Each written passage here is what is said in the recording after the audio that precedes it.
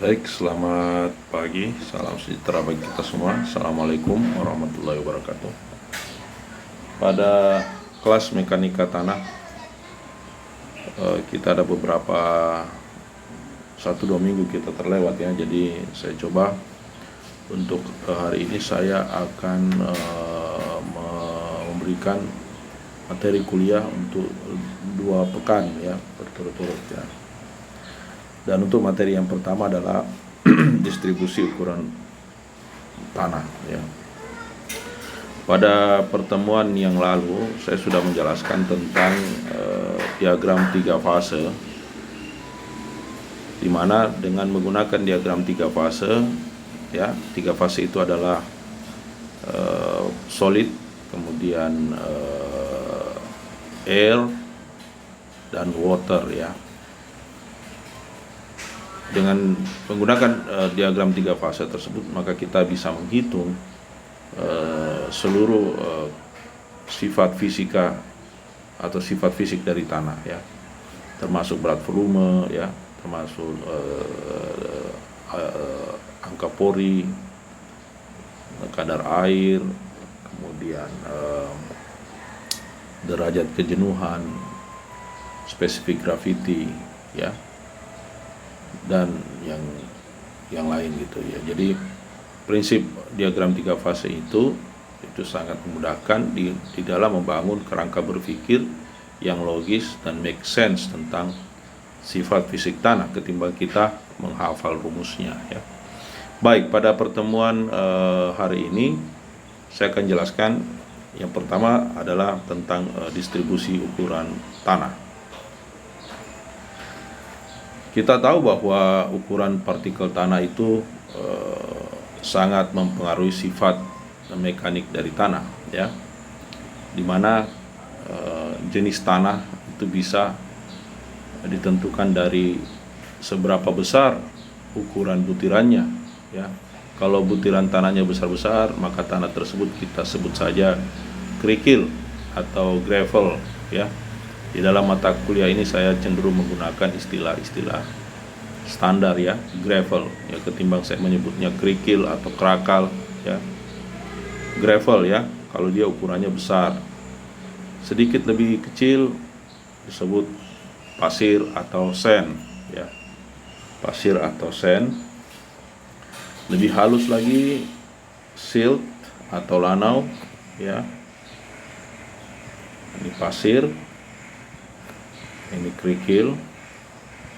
Kemudian yang lebih halus, yang sangat halus itu adalah clay atau lempung.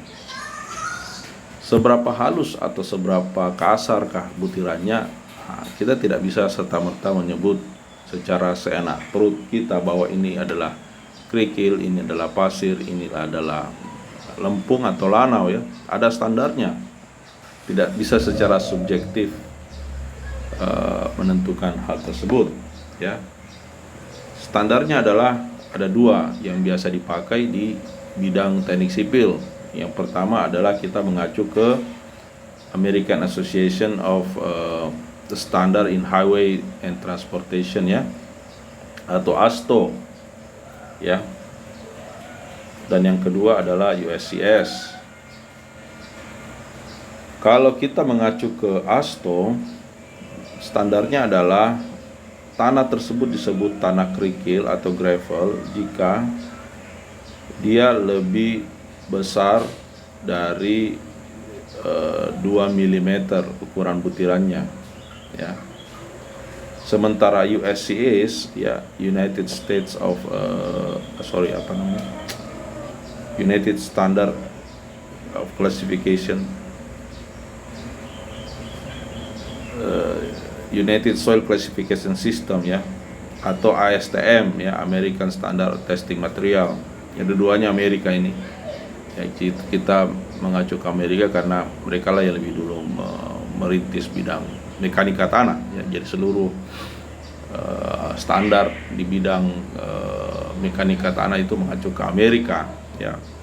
Jadi kalau ASTO gravel itu lebih besar ukurannya dari 2 mili ya. Sementara kalau ASTM aku mau Ya, sedikit ada gangguan ya. Ya, anak bungsu saya minta bermain ya, minta tab ini untuk main game ya, nggak apa-apa. Oke, kita lanjut ya. Nah, jadi ya gravel, ukuran gravel menurut ASTO itu dia lebih besar 2 meter. Sementara ASTM atau USCS itu dia di atas, ukuran butirannya di atas 4,75 mm ya. Ya. Kemudian kalau ukuran butiran untuk tanah pasir itu antara 2 mili sampai 0,075 mm. Jadi kalau dia lebih besar dari 0,075 mm dan di bawah 2 mm itu disebut dengan pasir ya, mau pasir kasar kah atau pasir halus. Sementara kalau yang lebih halus, kalau dikategorikan sebagai tanah berbutir halus, itu lebih kecil dari 0,075 mm ukuran butirannya ya. Nah, kalau dia lempung di bawah 0,005 mm atau clay ya, clay. Jadi itu yang kita jadikan standar. Jadi penentuan jenis tanah itu berdasarkan ukuran butiran itu ada standarnya. Kita mengacu ke USCS atau juga ASTO ya. Nah, jadi tanah itu ukuran butiran halus, kalau dia berbutir halus itu di ukuran butirannya di bawah dari, atau lebih kecil dari 0,0075 mm atau 75 mikron ya. Bagaimana caranya menentukan dia lebih halus dari 0,075 mm? Caranya ya nggak mungkin kita lihat satu-satu butirannya ya, nggak mungkin. Caranya ya kita saring dia. Saringannya adalah, ukuran saringannya adalah ukuran 200. Maksudnya 200 ini adalah dalam satu inci persegi terdapat 200. 1 inci itu adalah 2,54 cm. Terdapat 200 lubang ya. Nah, lubang ini ukurannya bisa meloloskan partikel yang lebih kecil dari 0,0075 mm. Jadi menentukan tanah ini halus atau tidak ya kita saring saja. Kalau dia lolos dari saringan 200, maka tanahnya disebut tanah berbutir halus atau juga disebut dengan tanah kohesif. Ya, oke. Sementara tanah yang tidak lolos dari saringan 200 disebut juga dengan tanah non kohesif. Contohnya ya pasir dan kerikil atau gravel dan sand ya.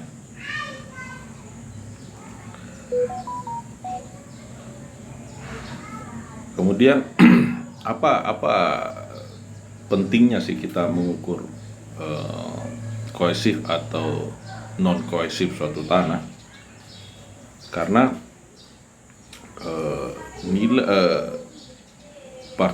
ukuran partikel atau ukuran butiran tanah yang dapat digolongkan sebagai kohesif dan non kohesif itu sangat mempengaruhi perilaku mekanik dari tanah tersebut. Contohnya misalnya tanah non kohesif ya, gravel dan sand, di mana sifat mekanik dari tanah jenis ini itu ditentukan oleh friksi atau gesek antar butirannya, karena kan butirannya agak besar ya, di atas 0,0075 ya, sehingga mekanikanya ya, taruhlah kekuatannya atau kuat gesernya itu dipengaruhi oleh sifat friksi antar butiran, ya, dan juga kuncian, ya, kuncian interlocking antar partikelnya. Jadi sifat tanah non kohesif itu ditentukan oleh friksi antar butirannya dan juga interlocking, kekuncian antar butirannya. Sementara tanah non kohesif yang mana kita tahu sebagai silt dan clay, karena dia bukan berupa butiran tetapi dia lembaran partikelnya berupa lembaran, maka sifat mekanikanya ditentukan oleh gaya tarik antar lembarannya, ya, dan gaya tarik ini berupa gaya ion atau juga gaya elektrik statik, ya. Jadi ini yang menyebabkan mengapa kita perlu membedakan antara tanah kohesif dan tanah non kohesif. Kemudian cara menguji ukuran butiran dari suatu tanah adalah dengan menyaring, ya, menyaring. Jadi misalnya ada tanah, kita mau tahu berapa banyak sih di dalam tanah itu kohesif dan berapa banyak tanah itu non kohesif, ya. Nah, jadi kita ayaklah tanah ini, ya, sehingga kita bisa tahu distribusinya, ya, distribusi atau gradasi dari butirannya, ya, dimana saringan ini kita susun dari yang saringan ukuran besar sampai saringan ukuran kecil, ya, kita susun dan disaring. Pada gambar yang ini contoh saja, misalnya untuk ukuran paling atas itu adalah 1,5 inci ukuran opening size-nya, kemudian 3/8 inci, nomor 4, nomor 10, nomor 40, nomor 200, saringan 200, dan terakhir pannya. Jadi disusun dari yang kecil, dari yang besar ke yang kecil. Pengertian 200 ini, saya ulangnya, pengertian 200 ini maksudnya di dalam 1 inci atau 25,4 mm itu terdapat 200 lubang, ya, atau juga di sini 1 inci 25,4 mm dapat 200, ya. Jadi kalau 200 kali 200 sekitar 40.000 lubang di dalam 1 inci persegi. Sangat-sangat halus, ya. Jadi kalau pengertian nomor 4, saringan nomor 4, 1 inci kali 1 inci itu ada 4, ya, atau 16 dalam 1 inci persegi. Nah, ini kita lihat standar saringan yang kita pakai untuk mengetahui distribusi butiran pada suatu tanah, ya. Kalau kita lihat di sini ada nomor 4, nomor 10, nomor 20, 40, 60, 100, 140 sampai 200, dan kita lihat dari yang besar sampai yang kecil opening size-nya, ya, opening size-nya. Ini adalah standar saringan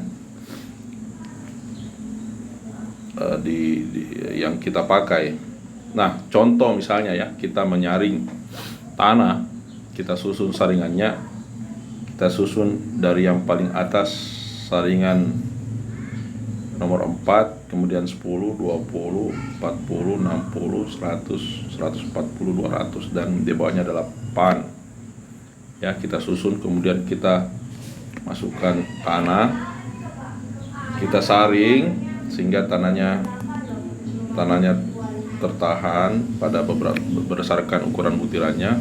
Kemudian tanah itu kita timbang, masing-masing tanah pada masing-masing saringan kita timbang, kemudian kita timbang, lalu kita hitung berapa persen yang tertahan dari total 542,7 gram misalnya, berapa persen tertahan, tentu kita bisa tahu berapa persen yang lolos ya. Maka dari hasil ini kita bisa plot hasilnya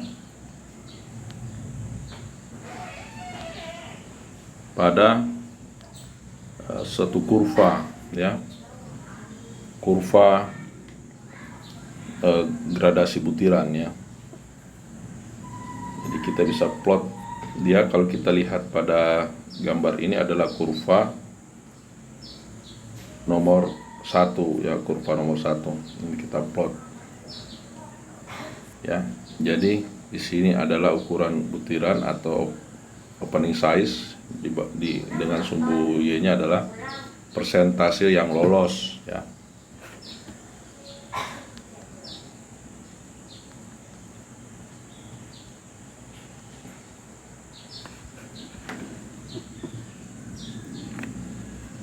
Nah, seperti itu ya. Kemudian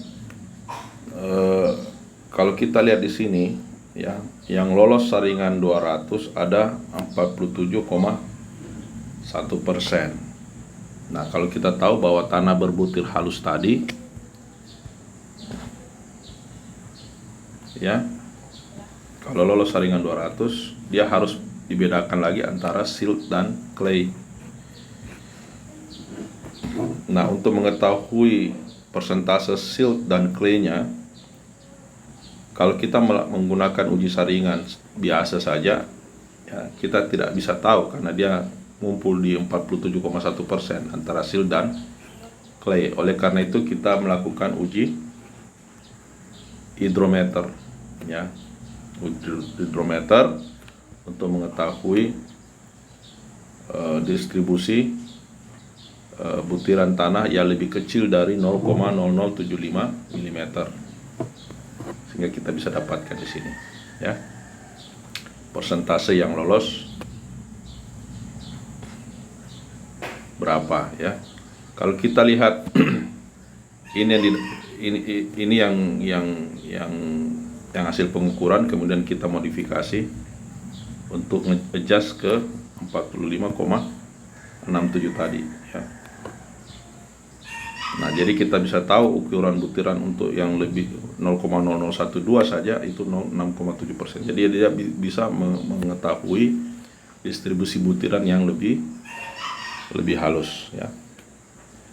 Jadi yang ini kurva ini dari saringan, sedangkan yang ini dari hidrometer.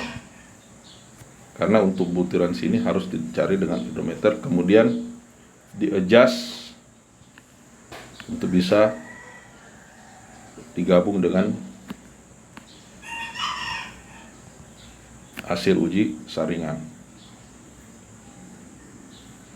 Jadi kita dapatkan distribusi ukuran butiran yang lebih lengkap baik dari saringan maupun dari hidrometer tes ya.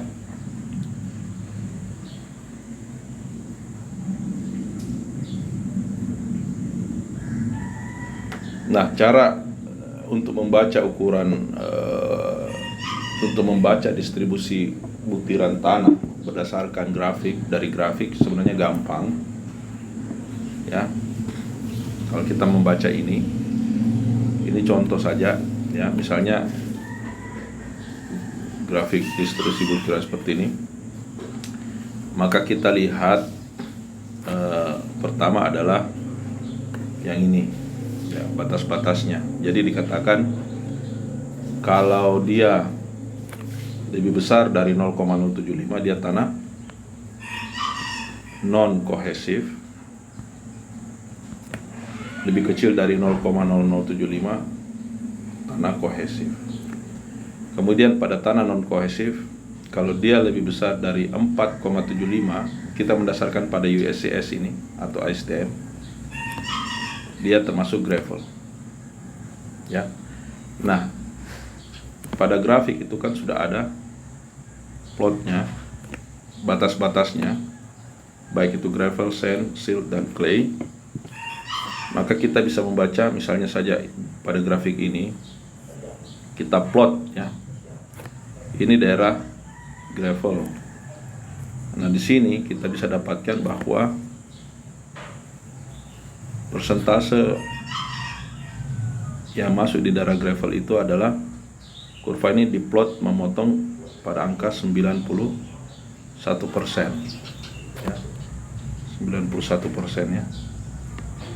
Nah, oleh karena itu untuk gravelnya 100% dikurang 91, kita dapat 9%.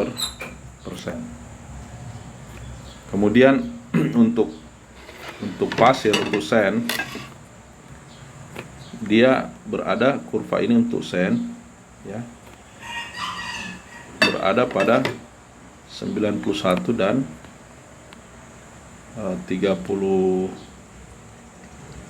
apa ini 38 ya. Ya, 30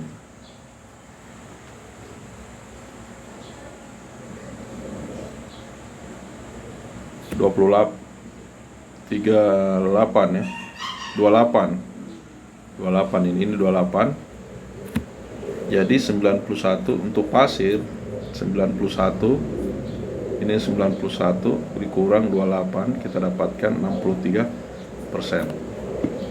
Sementara untuk silt ya, untuk silt dari 28 ke 7, ini 7%. 28 dikurang 7, 21%. Sisanya adalah clay, itu 7%. Itu cara membaca. Uji di dalam butiran tanah, di dalam tanah ini yang sudah diuji atau disaring, 9%-nya gravel, 63%-nya pasir, sand, 21% adalah silt, dan clay 7%. Jadi dia lebih dominan sand. Jadi kita bisa katakan bahwa tanah ini adalah sand dengan silt ya. Yang kedua adalah silt. Jadi silty sand ya. Jadi tanah ini adalah silty sand. Kemudian yang kedua, selain kita bisa membaca distribusi butiran tanah, yang kedua yang kita bisa baca juga adalah berapa persentase atau nilai ya, nilai D10, D30, D50, dan D60. Kenapa ini penting? Karena D50 misalnya itu adalah berapa ukuran butiran yang lolos 50%, maksudnya seperti itu. Sedangkan D60 adalah berapa ukuran butiran yang lolos 60%. Jadi ini ukuran butirannya di sini ya. D30 ukuran butirannya 0,1 yang lolos 30%, 0,1 mm, dan yang lolos 10% adalah sekitar 0,01 mm. Jadi kita bisa melihat juga dari grafik untuk menentukan D10, D30, D50, dan D60. Jadi D50 adalah ukuran rata-rata butiran, sementara D10 adalah ukuran efektif butiran, yang mana D10 ini penting untuk mengetahui permeabilitas tanah ya, ukuran efektifnya. Kemudian selain D50, D10, dari grafik juga kita bisa menentukan seberapa seragamkah tanah tersebut ya. Kenapa penting? Karena kalau tanah non kohesif seperti sand dan gravel, kita butuh tanah yang interlockingnya bagus ya. Interlockingnya bagus. Dan untuk tanah yang interlockingnya bagus itu ditentukan dari seberapa bagus gradasinya. Gradasinya maksudnya seberapa bagus yang kecil mengisi pori-pori yang besar. Ya. Jadi kalau gradasinya semua ukuran ada yang besar, ada yang kecil, ada yang sangat kecil. Sehingga interlocking-nya bagus. Ini namanya well graded ya. Sedangkan kalau gradasi buruk ya besar semua. Tidak ada yang, sehingga ada pori-porinya. Ini poor gradasi. Cenderung seragam ya. Poor gradasi atau cenderung seragam. Nah, untuk mengetahui well graded dan poor graded, kita bisa menentukan dari kurva gradasi butiran, di mana kita menghitung perbandingan antara D60 yang lolos 60% dan yang lolos 10%. Ya, jadi misalnya saja ya, kita mau hitung CU atau coefficient uniformity-nya, kurva 1, 2, ini kurva 1, kurva 2, dan kurva 3 ya. Kurva 3. Nah, kalau kita lihat sepintas, sebenarnya biar tanpa kita hitung, kita bisa tahu yang mana yang well graded, yang mana yang poor graded. Kalau distribusinya dia rentangnya lebar seperti pada kurva 3, artinya semua ukuran butiran itu ada di dalam kurva tersebut. Dia menyentuh hampir seluruh ukuran butiran ya, mulai dari sini sampai ke sini. Sementara pada kurva 1 dia hanya menyentuh ukuran butiran pada rentang 1 sampai 0,1. Itu artinya pada kurva 3 dia gradasinya lebih bagus dibanding kurva 1 yang gradasinya buruk atau dia cenderung seragam karena rentangnya lebih sempit ya, lebih kecil. Nah, secara visual kita bisa lihat ya. Nah, kalau kita mau tentukan secara tepat ya, kita hitung CU-nya D60 per D10 ya, dimana kita masing-masing dapatkan kurva 1 itu DCU-nya 2, sedangkan kurva 3 itu adalah 13 ya. Sementara kurva 2 ya lebih baik dari kurva 1, rentangnya lebih baik, cuma dia cenderung lebih banyak pada daerah-daerah yang berbutir. Dia lebih cenderung lebih seragam daripada kurva 3, walaupun dia lebih baik dari kurva 1. Jadi kalau kita lihat kurva 2 CU-nya 4,7, sedangkan kurva 3 CU-nya 13 ya, lebih besar, lebih baik. Oke. Kemudian yang lain juga kita bisa lihat atau hitung dari grafik adalah penentuan CU-nya apakah lebih besar daripada 4 ya. Lebih kecil kalau CU lebih kecil dari 4 atau CU lebih kecil daripada 6. Ya. Jadi kalau dia CU-nya lebih kecil dari 4, dia cenderung seragam. Ya, kalau misalnya ini untuk tanah pasir atau gravel, kalau CU-nya lebih kecil dari 6, dia juga cenderung seragam. Jadi dia uniformly cenderung seragam. Kalau CU lebih besar dari 4 atau CU lebih besar dari 6 untuk gravel untuk sand, maka dia well graded ya. Jadi CU-nya harus lebih besar daripada 4 untuk gravel atau lebih besar dari 6 untuk sand. Kalau kita lihat 13 itu sudah memenuhi kedua-duanya ya. Dan kita tahu bahwa kurva 3 ini adalah kurva yang melambangkan gradasi baik dari suatu tanah. Kalau gradasinya baik, interlockingnya pasti besar, tinggi. Dan kalau kita pakai tanah ini sebagai tanah timbunan yang kurvanya 3, itu kalau kita sudah padatkan, nilai CBR-nya pasti tinggi. Ya. Oke, selain dengan kurva kita bisa menghitung CU, kita juga dengan kurva ini kita bisa menghitung CG atau coefficient of gradation, di mana CG itu adalah D30 per D10 dibagi D60 per D30. Nah, kalau kita lihat nilai CG itu untuk kurva 4 ya, dibandingkan dengan kurva 2. Nah, kurva 2 CG-nya 1,33, sedangkan kurva 4 0,29. Sedangkan syarat untuk well graded soil,